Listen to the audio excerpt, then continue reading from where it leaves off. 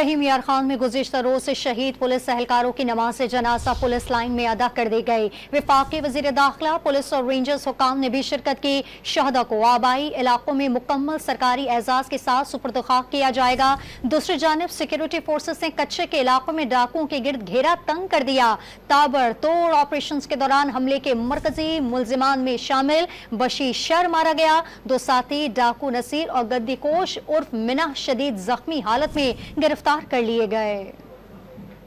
رحیم یار خان میں کچے کے ڈاکوؤں کے ہاتھوں پولیس اہلکاروں کی شہادت پر action. C T D, police اور رینجرز نے مشترکہ ٹیم تشکیل دے کر کچے میں تابڑ توڑ آپریشن شروع کر دیے۔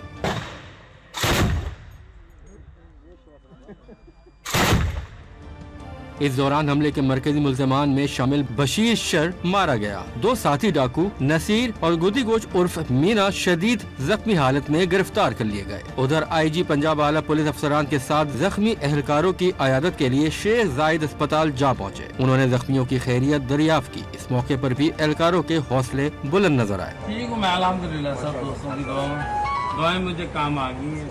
شہداء کی نماز جنازہ پولیس لائنز میں ادا کر دی گئی، جس میں وزیر داخلہ محسن نقوی، آئی جی پنجاب سمیت دیگر اعلیٰ حکام نے شرکت کی۔